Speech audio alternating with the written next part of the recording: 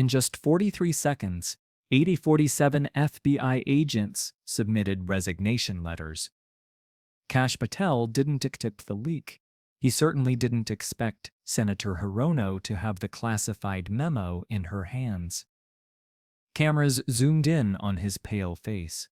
The chamber fell silent. What did Hirono reveal that made Trump's FBI director pick realize his career was over? At exactly 2:47 p.m. on November 14th, the Senate Judiciary Committee hearing was supposed to be routine. Patel walked in like an investigator who had seen too many lies, carrying his usual stack of declassified memos and congressional subpoenas. Senator Mazi Hirono sat like a senator carved in determination, her American flag pin catching the harsh committee room lights. "Mr. Patel," Hirono began, her voice cutting through the murmur of reporters, "let's discuss the current state of FBI morale under your potential leadership." Patel's jaw clenched slightly. "Senator, I'm confident that FBI agents want strong leadership that puts America first, not political games." The answer was textbook deflection. Hirono's eyes narrowed. She reached for a folder marked "Confidential" in red letters.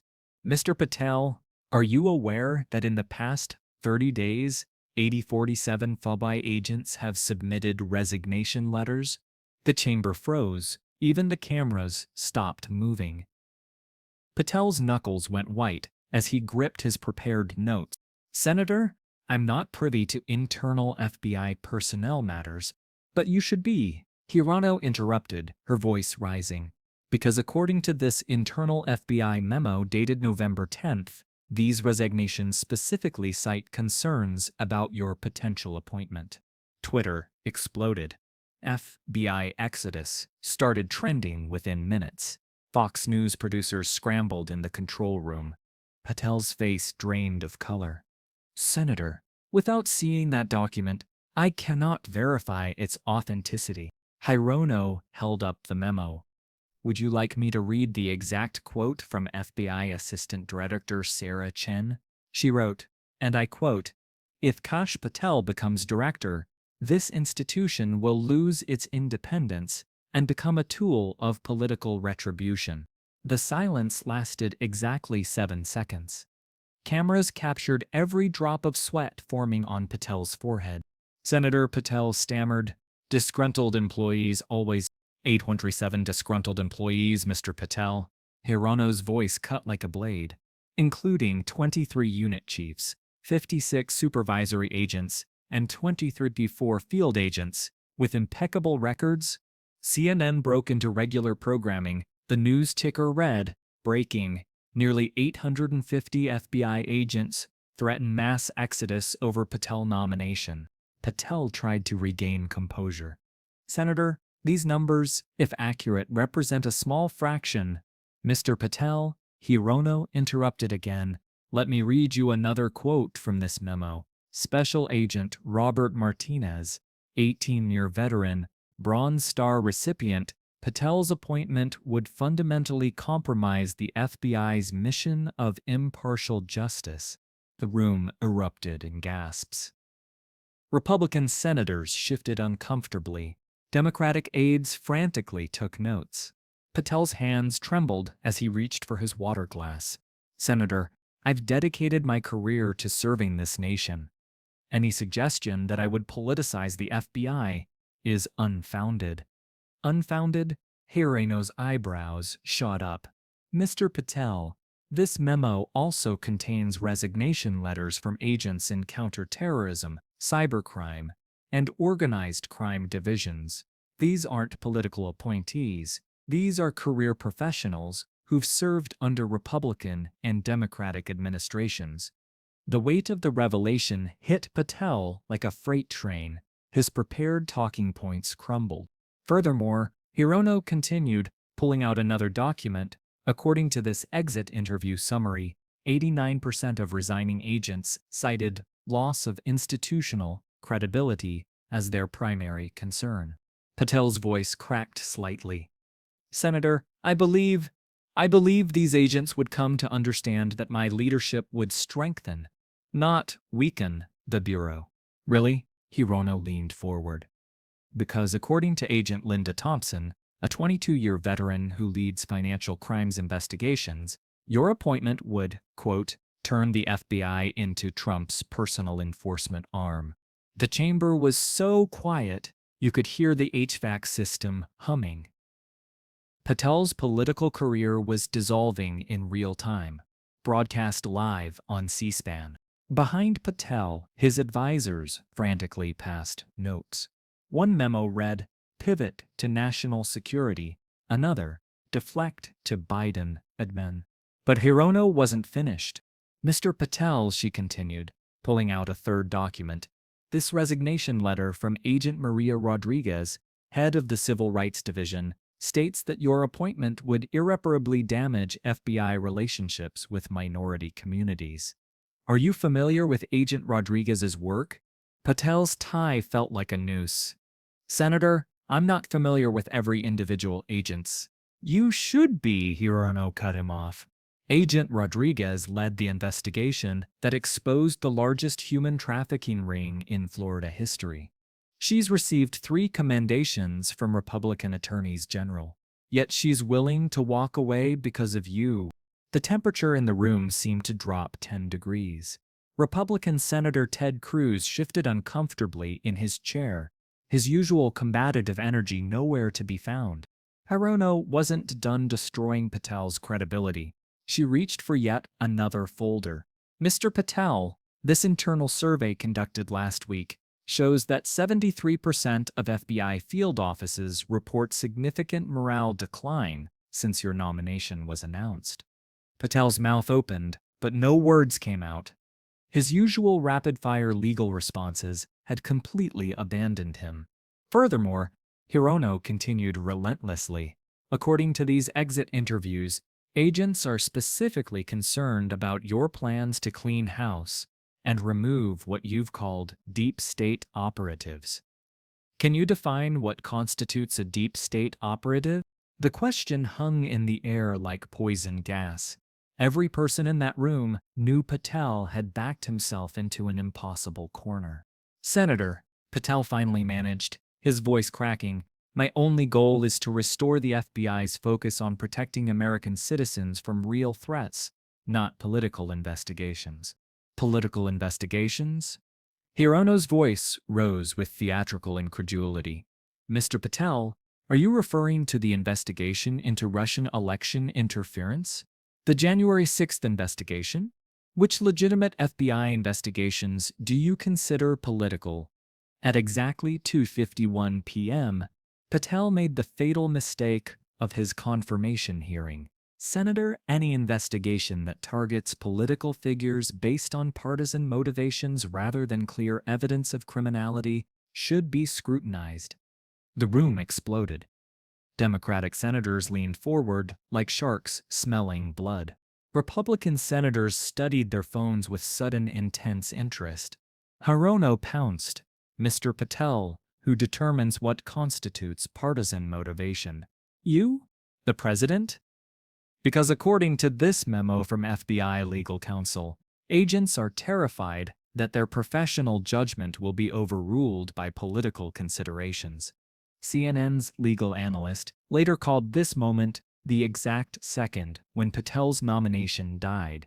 The timestamp would become legendary in confirmation hearing lore. "Mr. Patel," Hirono pressed, "how do you explain that veteran agents who've served through 9/11, the financial crisis, and multiple terrorist threats are willing to abandon their careers rather than serve under your leadership?" Patel wiped sweat from his forehead with a trembling hand. The cameras captured every nervous gesture, every bead of perspiration, every crack in his facade. "Senator, these are challenging times," Patel stammered. "Change is always difficult. I believe that once agents see my commitment to the Bureau's core mission," Hirono interrupted. "Mr. Patel, Agent James Patterson, a 25-year counterterrorism veteran, wrote in his resignation letter that your appointment represents the death of the FBI's independence. Agent Patterson helped prevent the 2019 domestic terrorism plot in Michigan. Is his professional judgment also suspect? The hearing room felt like a courtroom where the defendant was watching his lawyer accidentally confess to the crime. Patel's political allies winced with each new revelation. Moreover, Hirono continued, consulting another document. This confidential report shows that FBI recruitment has dropped 34% since your nomination became public. Qualified candidates are literally avoiding the Bureau because of your potential leadership. Patel's response came out as barely a whisper. Senator, I would hope earn their trust through my actions, not my words. Actions like your previous statements about weaponizing the FBI against political opponents. Hirono's question landed like a knockout punch. The moment crystallized everything wrong with political appointments to law enforcement positions. Here was a man whose mere nomination had triggered an institutional crisis, defending himself with empty platitudes while career professionals fled in unprecedented numbers. The damage was irreversible. Social media erupted. Patel outtrended alongside FBI exodus. News anchors struggled to keep up with the story's explosive developments. In the press gallery, veteran Washington reporters had seen many political careers end, but rarely with such surgical precision. Hirono had dissected Patel's nomination with the methodical efficiency of a pathologist performing an autopsy. Senator, Patel attempted one last desperate gambit. I believe the American people deserve an FBI director who will prioritize their safety over Washington politics. Hirono's response was devastating in its simplicity. Mr. Patel, the American people deserve an FBI director that FBI agents actually respect. Based on this evidence, you are not that person. The final blow came when Hirono revealed the most damaging detail yet. Mr. Patel, according to this exit survey, 67% of resigning agents plan to join private security firms rather than remain in federal law enforcement. These aren't agents transferring to other agencies, they're leaving government service entirely.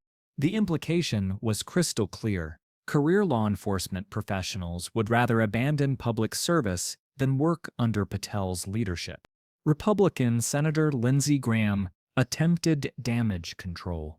Senator Hirono, aren't these just allegations from disgruntled employees?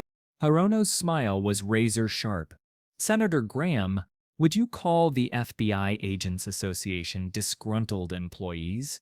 Because they issued a formal statement yesterday expressing grave concerns about Mr. Patel's fitness for office. The hearing devolved into chaos. Democratic senators demanded immediate withdrawal of the nomination. Republican senators huddled with staffers, calculating political damage. Cable news producers prepared breaking news graphics. Patel sat frozen, watching his lifetime ambition crumble under the weight of institutional rejection. The man who had dreamed of leading the FBI was being rejected by the FBI itself. At exactly 3:12 p.m., Committee Chairman Dick Durbin called for a 5-minute recess. As senators filed out, Patel remained seated, staring at the papers scattered before him like battlefield casualties. The leaked memo Hirono wielded contained more than resignation letters. It contained the FBI's soul, laid bare. Career agents who had dedicated decades to protecting America were choosing principle over paychecks, integrity over job security. When the hearing resumed, Patel faced a firing squad of follow-up questions. Each senator had been briefed during the recess about the memo's explosive contents. Senator Amy Klobuchar asked about cybercrime agents leaving. Senator Cory Booker questioned counterintelligence impacts. Senator Richard Blumenthal highlighted terrorism investigation concerns. With each question, Patel's responses grew more defensive, more disconnected from reality. He spoke of loyalty, while agents demonstrated their loyalty was to the institution, not to him. Within 43 seconds of Hirono's initial revelation, Patel's nomination went from controversial to catastrophic. By the end of the hearing, Political insiders were already speculating about Trump's next pick. The memo Hirono held contained more than just resignation letters. It revealed the soul of an institution in crisis, career professionals choosing principle over paychecks, and the devastating cost of politicizing law enforcement. As Patel left the hearing room, his usual confident stride replaced by a defeated shuffle, one question echoed through the halls of power. If nearly 850 FBI agents would rather quit than serve under you, what does that say about your fitness to lead? The FBI exodus wasn't just about personnel numbers. It was about institutional integrity, professional ethics, and the dangerous precedent of appointing political loyalists to positions requiring impartial judgment. Senator Hirono's 43-second revelation exposed more than Patel's controversial nomination. It revealed the fragile nature of American institutions when political ideology supersedes professional competence. Sometimes the most devastating political moments happen not with grand speeches or theatrical gestures, but with simple questions backed by undeniable facts. Senator Hirono's calm presentation of internal FBI documents achieved what months of political opposition could not: the complete dismantling of a nomination built on loyalty rather than qualification. The FBI mass exodus memo will be remembered as the document that proved career professionals still value institutional integrity over political convenience. In 43 seconds, it changed everything.